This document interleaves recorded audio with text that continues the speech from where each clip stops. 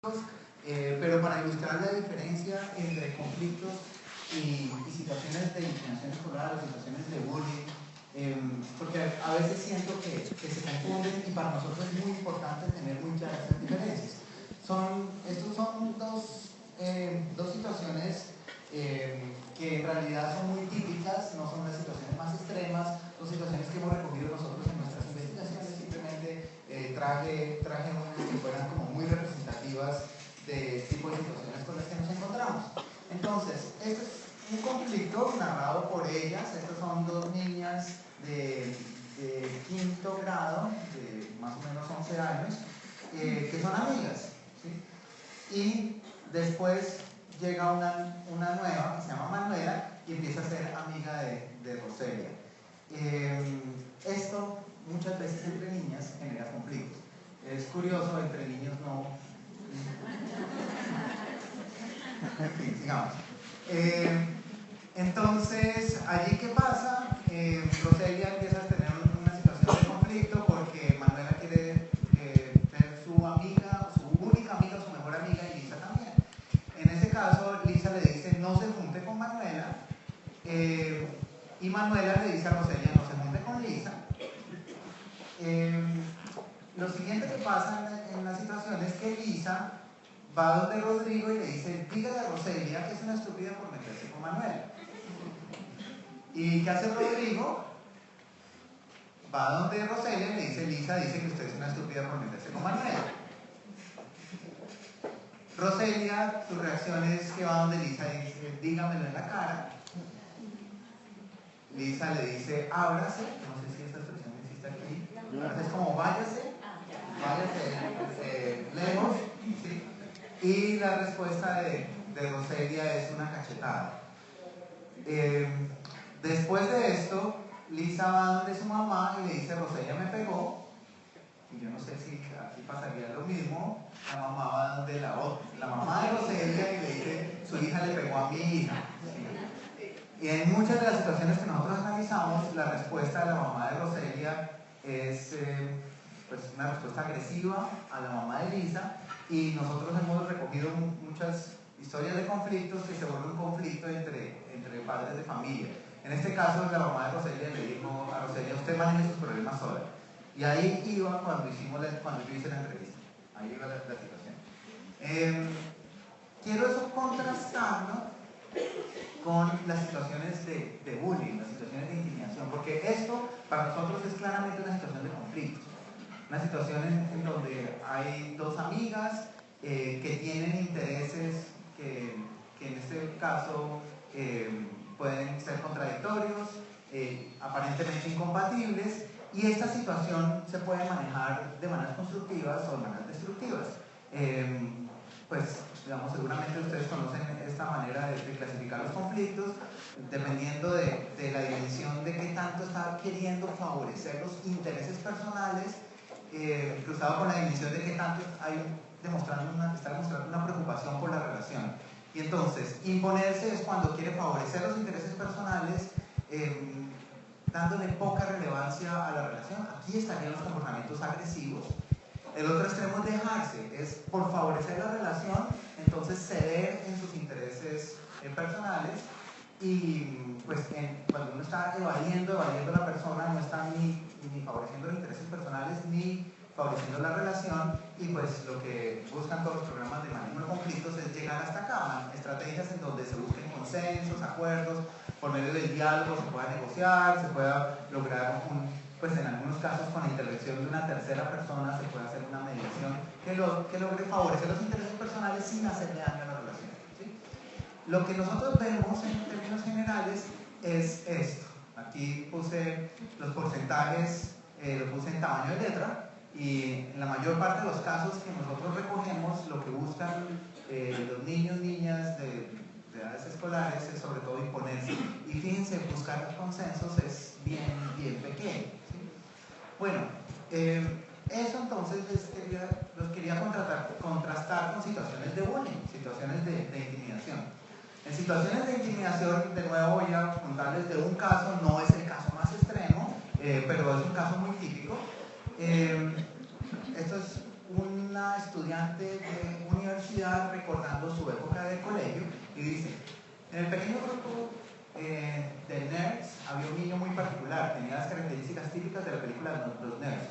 Mis amigos y yo molestábamos a todos todo el día, pero este personaje tenía algo que llamaba principalmente mi atención. No podría decir exactamente qué era, me parecía lento, indefenso, sin alientos de defenderse. Me pasé todo ese año llamándolo Cacufo, Dientón y una cantidad de sobrenombres que ya ni recuerdo. Esto fue en quinto de primaria. Entonces, si ven aquí, es algo que está pasando mucho tiempo, es todo un año, ¿sí? Y continúa en el siguiente año, en sexto. Mis dos mejores amigas y yo estábamos un día en mi casa buscando algo que hacer. No sé de dónde surgió la idea de llamar a Camilo a molestarlo. Usted no sé el nombre de verdad. Se nos ocurrió una fantástica idea. ¿Por qué no llamarlo y decirle que yo quería ser su novia? Eso hicimos. Una de mis amigas adoptó el papel intermediario, lo llamamos y ella le dijo que en realidad lo que pasaba era que él me gustaba y que quería ser su novia. Al día siguiente, en el colegio, mi amiga fue y le preguntó que si él quería ser mi novio. ¿Qué se imaginan que va a responder? Increíblemente, después de tanto tiempo de maltrato y burlas, Camilo dijo que sí. Durante unas horas estuvimos muy entretenidas escribiéndole cartas, diciéndole lo mucho que me gustaban los dulces y los chocolates. Finalmente me cansé del jueguito y lo que hice fue, tal vez, el momento que recuerdo con mayor dolor, fui donde Camilo y delante de otros niños le dije algo así: usted y yo no somos novios, creyó que yo me cuadraría con alguien como usted. No. Bien, entonces, pues esto claramente es una situación en donde hay un desbalance de poder.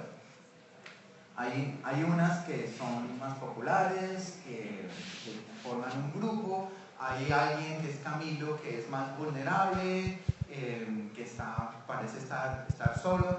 Y estas personas que tienen más poder están burlándose permanentemente de esa persona. Digamos, eso diferencia las situaciones de bullying de las situaciones de conflictos. Entonces, digamos, los conflictos pueden ser constructivos si son bien manejados, si son manejados de manera que no estén ni cediendo ni usando la agresión. La intimidación, hay un desbalance de poder, hay agresión repetida y sistemática, y entonces lo que buscamos frente a la intimidación es encontrar las mejores maneras para frenarlo rápidamente. Frente a los conflictos, lo que se busca es encontrar maneras para manejarlos constructivamente.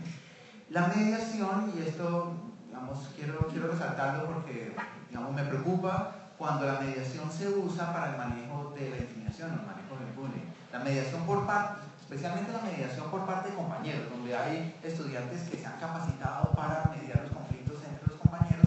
Eso es muy útil para el manejo de los conflictos, pero cuando hay una situación de bullying, hay un desbalance de poder tan fuerte que para un estudiante es muy difícil compensar ese desbalance de poder y se puede convertir en una nueva situación de victimización, donde esté, digamos, una víctima como Camilo. Es decir, yo no sentaría a Camilo en un proceso de mediación con estas niñas que están burlando de él, porque pues fácilmente Camilo va a estar con mucho temor durante la mediación y pues las otras pueden fácilmente burlarse del proceso y agredirlo durante el proceso o incluso después. Bueno, entonces ahorita sí quiero pues centrarme en aquello que quería contarles hoy sobre lo que nosotros sabemos sobre las capacidades que son más útiles y que más pueden servir para el manejo de estas situaciones.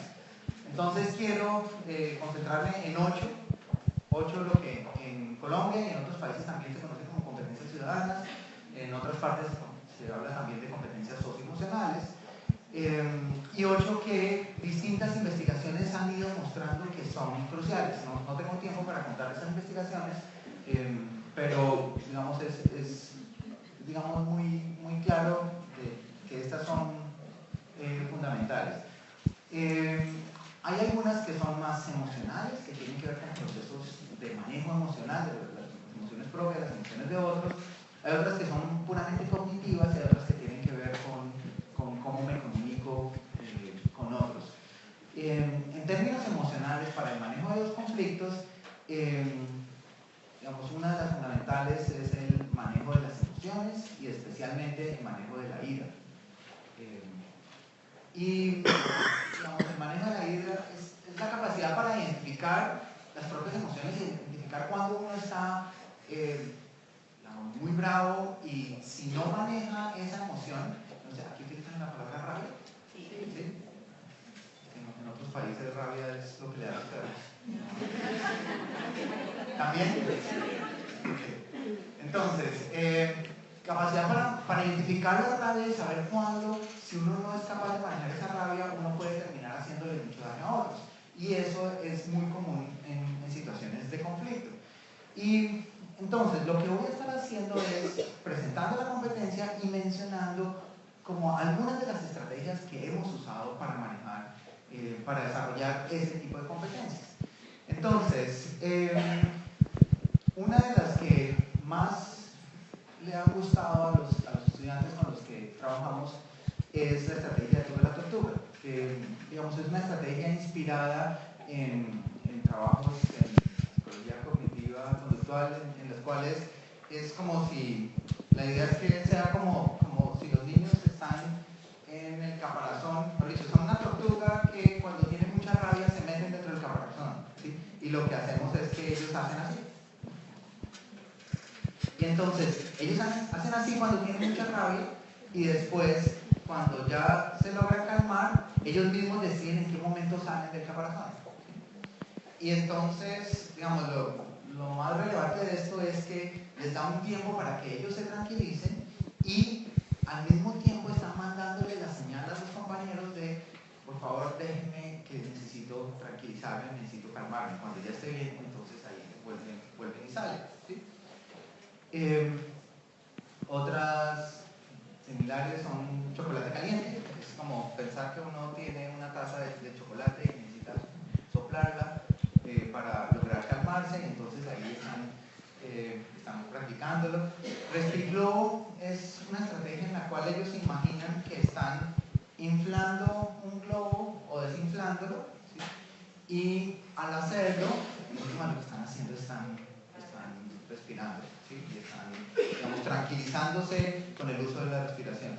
Digamos, este tipo de estrategias las trabajamos con los niños en las clases, primero como un juego, ¿sí? Entonces les decimos, bueno, piensa en la última vez que le dio mucha rabia, piensa en un conflicto que haya tenido y cómo se sintió, y entonces pues buscamos que sientan algo parecido a lo que sentían en ese momento, y ahí usamos estas estrategias y se van calmando. Pero esa no es la situación real. Digamos, la situación real es cuando ya pasa una situación de conflicto, y ahí lo que hacen los profesores, las profesoras, es recordarles, acuérdense de Tuve la tortuga, ¿sí?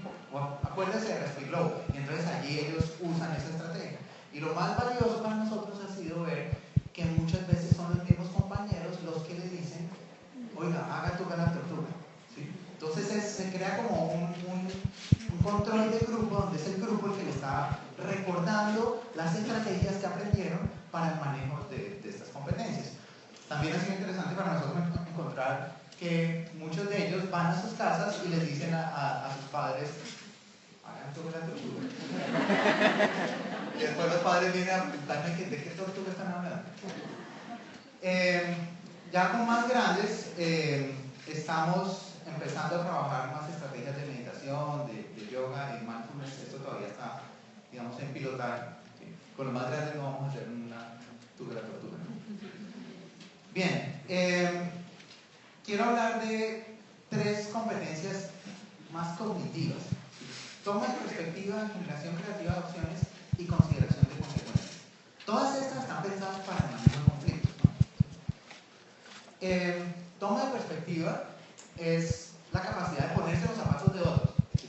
Pero digamos, a diferencia de empatía, aquí la toma de perspectiva es puramente cognitiva, es entender los puntos de vista de otros, entender que otros pueden tener un punto de vista distinto al mío, incluso cuando yo estoy en una situación de conflictos, entender que una tercera persona que estuviera viendo cómo estamos teniendo el conflicto vería la situación de una manera distinta, ¿sí? Empatía es mucho más emocional. Ya vamos a hablar un poco de empatía. Entonces, muchas veces los conflictos se ven bloqueados porque cada parte piensa que su versión de la situación es la verdad, ¿sí? Y es la única verdad. O sea, lo que pasó es lo que yo vi y punto, ¿sí? Lo que necesitamos desarrollar es esa capacidad para darnos cuenta que la otra persona puede tener una versión distinta, ¿sí? Y también puede ser una versión válida. Y muchas veces los conflictos se terminan en ese momento. cuando terminan esas ambigüedades y cada uno entiende, pues que es que yo estaba viendo solamente una parte y la otra persona estaba viendo otra parte. Eso, pues es una de esas capacidades que hay que desarrollar con el tiempo, pero es algo que se logra hacer. ¿Y cómo lo trabajamos? Pues hay muchas estrategias. Algunas son inspiradas en trabajos viejos, por ejemplo, algunos trabajos que han hecho los Feshbach. Una situación como, por ejemplo, una mujer sale a la calle con un abrigo muy grueso en un día soleado y caliente. ¿Por qué? Entonces allí como que lo llevamos a esforzarse, a tratar de entender algo que no es tan obvio al comienzo. ¿Sí? Y ahí puede haber muchas razones, y esas razones pueden ser todas igual de válidas. ¿Sí? Hacemos también actividades de intercambio de sillas, donde ellos, por ejemplo, se cuentan un conflicto reciente y se hacen en parejas. ¿Sí? Y una persona le cuenta a la otra un conflicto reciente y después tienen que repetir el conflicto, pero habiendo intercambiando los roles. Entonces una persona se cambia de lugar y se va al otro lado y la otra persona cambia. Eso, por ejemplo, también lo hacemos en trabajos en familia. Parte del trabajo que hacemos nosotros es visitando las casas de los niños que tienen más problemas de adicción. Y allí les preguntamos por conflictos recientes. Y siempre hay, pues en todas las familias hay conflictos recientes que tienen que ver con los hijos, y hay algunos que son muy típicos, y entonces les pedimos que nos cuenten esas historias, que nos cuenten ambas versiones. Están los niños, las niñas aquí, están los padres aquí, que nos cuenten la versión de los niños y la versión de los padres, y después hacemos el intercambio de cines. Una persona se levanta, la otra persona se levanta, y tienen que reproducir la situación asumiendo esos roles distintos. ¿Sí? Ahí los estamos llevando a que tomen distintas perspectivas. ¿Sí? Hacemos juegos de roles, hacemos muchos juegos de roles realmente, donde les traemos conflictos muy típicos de ellos, ¿sí? Conflictos que hemos recogido nosotros en nuestras investigaciones, y les pedimos que una persona tiene que actuar en un rol, la otra persona tiene que actuar en un rol. No hay, digamos, un libreto definido, sino que tienen que improvisar desde, digamos, asumiendo las perspectivas que están descritas en los roles. Y los roles nosotros los escribimos de tal manera que no sea exactamente el mismo texto que recibe uno y que recibe otro, sino que hay diferencias justamente diferencias de perspectivas. Y en el juego de rol entonces tienen que ir descubriendo que la otra persona tiene una perspectiva distinta. ¿Sí? Hacemos también trabajos de imágenes ambiguas, pues algunas de las más famosas. Esta yo no sé, vamos, ¿la conocen? Bien. ¿Sí ven allí? ¿Ya ven? Okay. ¿Sí lo vieron o no? ¿Qué ven? Un conejo, un pato. Okay. Bien. Las dos, ¿no? Esa es la idea. Justamente, en conflictos hay distintas perspectivas. Bueno, trabajamos también mucho en generación creativa de opciones. Y lo que sabemos es que muchas veces los conflictos se ven bloqueados porque están dos niños en una discusión y uno propone algo, que lo que hay que hacer es algo, y el otro propone otra posición, y están bloqueados en esas dos posiciones. Y cada uno está tratando de jalar para su lado, se convierte en un juego de fuerzas a ver quién puede imponer su solución. ¿Sí? Cuando sabemos que si son capaces de generar muchas alternativas, pueden encontrar algunas que pueden favorecer a ambas partes. Entonces, la generación creativa de opciones es esa capacidad para imaginarse muchas alternativas. ¿Sí? Y esto es algo que al comienzo les cuesta trabajo, ¿sí? Pero poco a poco los niños y las niñas pueden empezar a generar muchas alternativas. Nosotros, hacemos,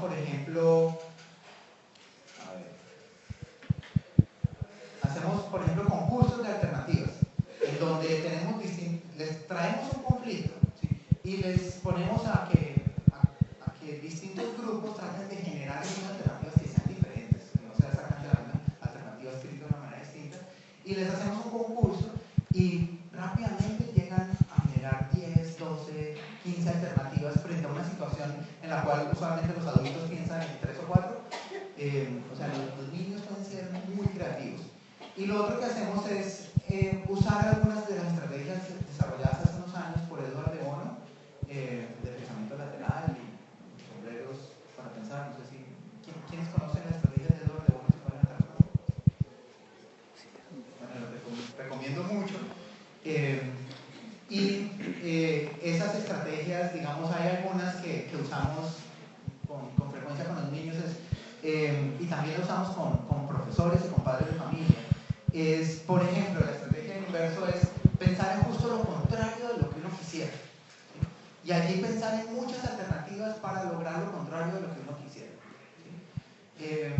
Por ejemplo, con profesores hacemos un taller en el cual les pedimos que piensen en todas las alternativas que harían que los problemas de convivencia en el salón empeoraran.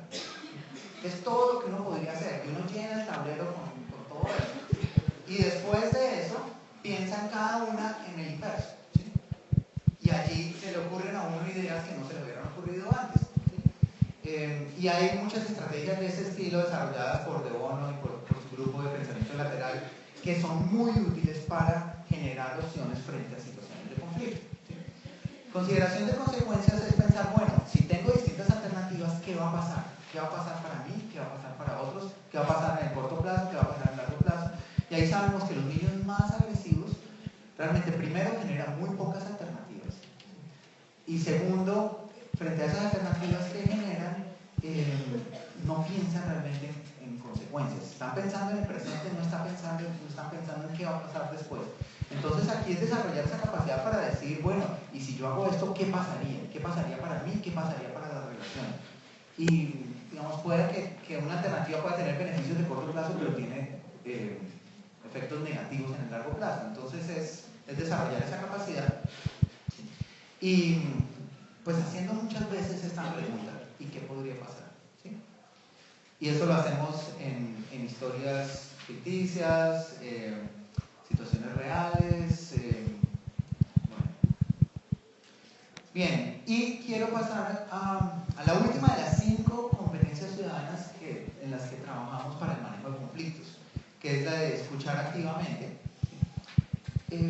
Y pues lo que sabemos es que muchas veces los conflictos ocurren o no se pueden resolver por una mala comunicación, porque no se están escuchando. Y en medio de la discusión de un conflicto, cada parte está pensando en lo que quiere decir y no está realmente escuchando a la otra parte.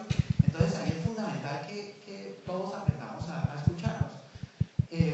Y pues la escucha activa brinda muchas opciones frente a esto. La escucha activa es no solamente escuchar, sino hacerle saber a la otra persona que está siendo escuchada, ¿sí? Y hacerle saber cómo, pues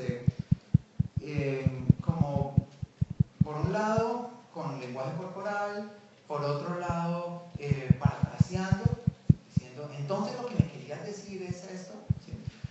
Haciendo preguntas, y pues todo eso entonces lo practicamos con ellos. Entonces practicamos temas de escucha activa con el manejo de la clase, y entonces ¿qué es lo que estaba diciendo él? ¿Qué es lo que estaba diciendo ella? Hacemos debates o discusiones de dilemas morales en los cuales, digamos, les traemos una pregunta difícil y tienen que discutir sobre eso, pero ellos tienen que pensar, digamos, antes de decir su propio argumento, antes de dar su propia opinión, tienen que parafrasear la opinión de la última persona que habló, ¿sí? Entonces, lo que estabas diciendo era esto, y ya cuando la persona dice, sí, eso era lo que yo estaba diciendo, dice, ah, bueno, lo que yo pienso es esto. Eso es al comienzo difícil, pero finalmente se logra, y cuando lo logran, lo empiezan a hacer muy bien, y cambia completamente la dinámica de un debate. Hace que ya las personas estén construyendo a partir del punto de vista de otros, y no solamente, digamos, muchas veces los debates se convierten en monólogos donde cada uno lo que está haciendo mientras la otra persona está hablando es pensando bien qué es lo que va a decir, y está pensando en lo suyo, y aquí esto obliga a escuchar, ¿sí? Y pues, no solamente con esta competencia, con todas buscamos al mismo tiempo estarlas trabajando con los adultos y estarlas trabajando con los profesores, de tal manera que los profesores hagan algo que sea consistente con eso que queremos que desarrollen los estudiantes. Entonces, frente a conflictos enfatizamos las 5 competencias. Frente a situaciones de bullying, enfatizamos 3. ¿Sí? Empatía, asertividad y pensamiento crítico. ¿Sí? Entonces, empatía, pues es esa capacidad para yo sentir lo que otros sienten, digamos, tener como una comunicación emocional con otros, que si yo veo a alguien que está triste o está mal, que eso a mí me afecte emocionalmente y que me mueva a hacer algo frente a eso. Esto es un análisis que hice yo con una base de datos de 1000 colegios en Colombia.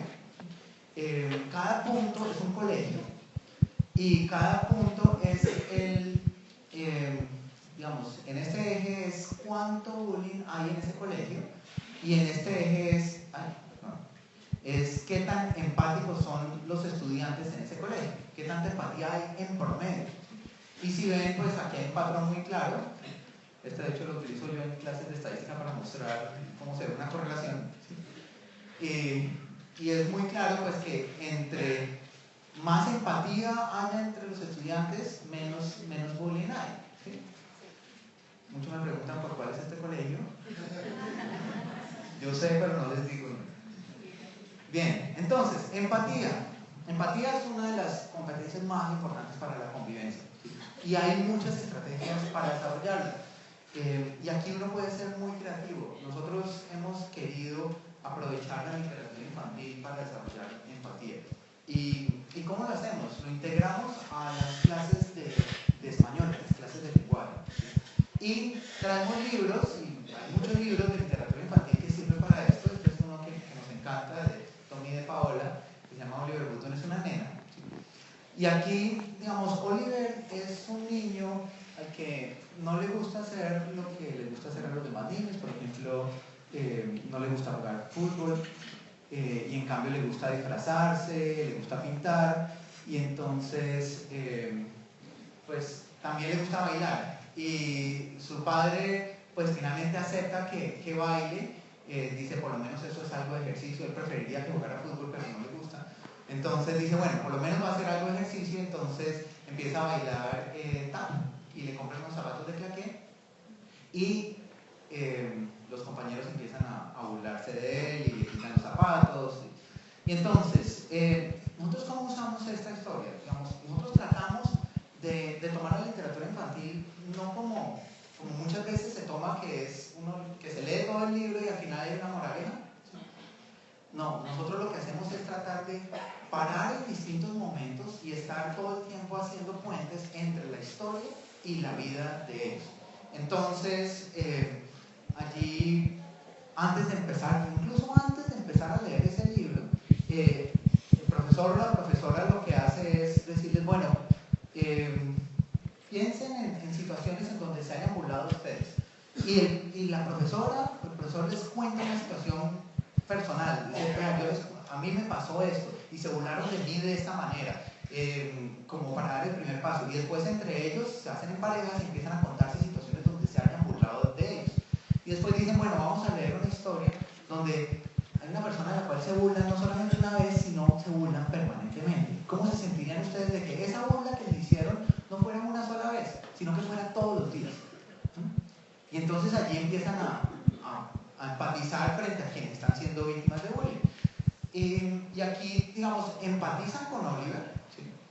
Pero en últimas están empatizando con cualquier persona, incluso con algún compañero que pueda estar siendo víctima de esta situación. Entonces, por ejemplo, en algún momento paramos y decimos, bueno, si usted le pudiera escribir a Oliver frente a la situación que está diciendo, ¿qué le diría? ¿Y por qué no lo escriben? Y entonces ellos sacan y empiezan a escribirle una carta, querido Oliver, ¿sí? Y pues saben que Oliver es un personaje ficticio, pero en últimas la historia de Oliver puede ser la historia de la persona que tienen aquí al lado, con la cual usualmente no están empatizando, ¿sí?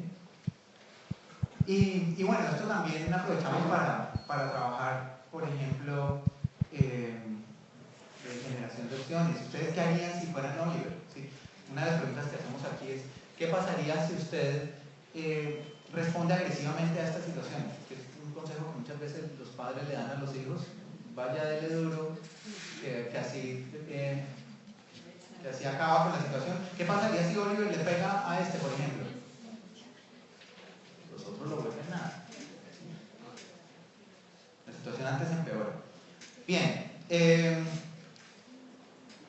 Quiero hablar de asertividad. Asertividad es esa capacidad para yo defender mis derechos o defender los derechos de otros sin usar la agresión, ¿sí? Y, a ver, lo que sabemos es que las víctimas de bullying muchas veces son muy poco asertivas. Muchas veces se dejan, los están molestando y ellos no saben cómo responder. Y ya sabemos que la respuesta agresiva empeora las cosas, pero la respuesta pasiva también puede ser problemática. Entonces, lo que hacemos es desarrollar esa capacidad para yo decir no, eso no está bien, ¿sí?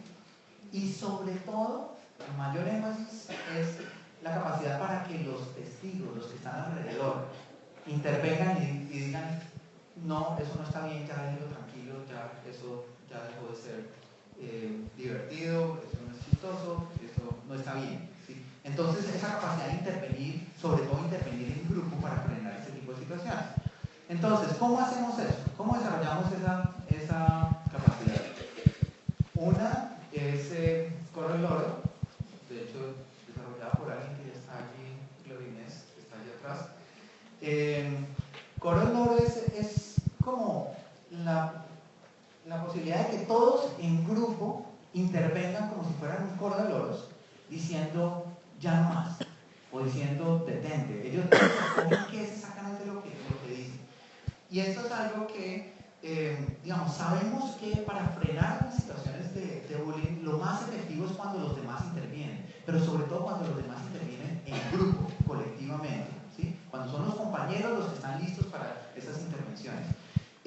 Pero sí, porque es que si lo hacen individualmente, se ponen en riesgo de que ellos sean las siguientes víctimas. Y ellos mismos lo dicen todo el tiempo, no es que si yo intervengo, pues yo voy a ser la próxima víctima.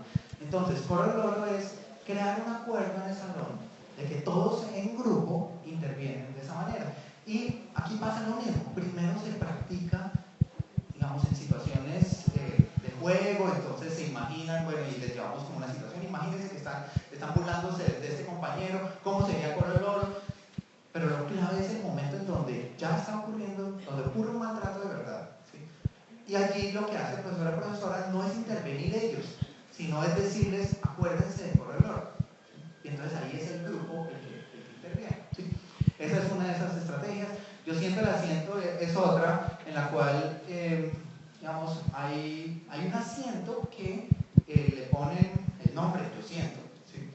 Y yo siento entonces es cuando uno lo ha ofendido y uno tiene mucha rabia, uno va y se sienta allí, uno solo, toma la decisión de ir y sentarse allí y pensar muy bien cómo va a responder a esa ofensa, ¿sí?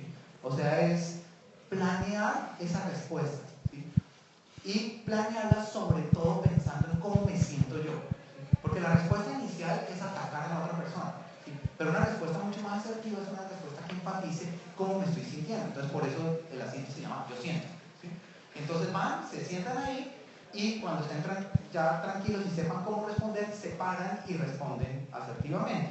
Aquí pues de nuevo lo practicamos en juegos en donde al comienzo es, bueno, si a usted le dicen esto, ¿usted cómo respondería? Entonces se paran y responden y ahí dicen, bueno, esa respuesta no fue muy asertiva, esa respuesta fue muy agresiva, ensáyelo otra vez. Y digamos como que ahí el grupo va ayudándole a que cada uno pueda demostrar esa asertividad.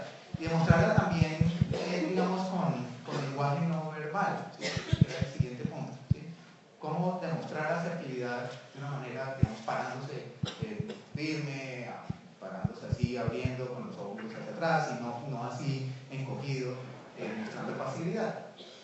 Lo otro que me parece muy interesante, que ayer surgió el tema del teatro varias veces, Álvaro Marquesi lo mencionó. Nosotros en cuarto de primaria, en la clase de español de lenguaje, trabajamos el desarrollo de todas estas capacidades a través del teatro. Y ha sido muy interesante, sobre todo, digamos, cuando no es teatro donde se sigue un libreto, sino que es improvisación, ¿sí? Y hay unas estrategias de improvisación que son muy útiles, que se han desarrollado para adultos, y nosotros lo que hicimos fue adaptarlas para pequeños y adaptarlas para el manejo de situaciones de bullying. Hacemos, por ejemplo, situaciones en donde donde una persona, digamos, se reúnen en pequeños grupos y se cuentan entre ellos situaciones de bullying que hayan observado, ¿sí? Y dicen, bueno, vamos a representar esas situaciones, y hacen una primera representación en la cual tratan de representar de la manera más fiel posible a cómo pasó.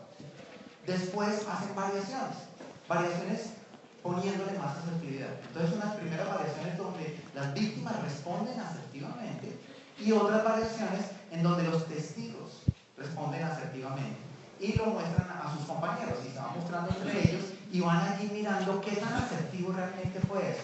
La idea de todo esto es que esto se aprende en la práctica. Digamos, creo que he tratado de ser claro en que esto no es a través del discurso. Uno no les va a decir sean empáticos, ¿sí? Como de hecho pasa en muchos colegios que les dicen sean tolerantes, sean honestos, y hay como un discurso permanente sin oportunidad de práctica. Eso a mí me preocupa mucho porque está bien intencionado, pero no les da estrategias. Nosotros estamos buscando que sí tengan estrategias que las puedan practicar en situaciones reales, pues al comienzo relativamente fáciles, y después que lo logren usar en situaciones más complejas. Estas son estrategias que se pueden desarrollar desde preescolar. En preescolar, el simple no, de una manera como firme, poniéndole una mano así, eso ya es una estrategia asertiva.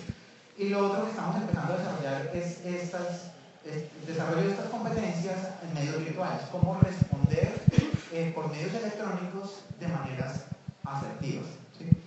Bien, pensamiento crítico es la última de las competencias de la cual quiero hablar. Pues pensamiento crítico es la capacidad para cuestionar, ¿sí? Para saber que todo puede ser distinto y, digamos, nosotros tenemos la expresión de no tragar entero, ¿sí? Como tener un criterio propio de velar lo que hay encubierto, tener esa capacidad para cuestionar e ir más allá. Y digamos, es importante en general para la formación ciudadana, es una de las competencias más importantes para la formación ciudadana, pero específicamente para el bullying. ¿Nosotros por qué lo traemos? Porque el bullying tiene muchos puntos de presión de grupo, ¿sí?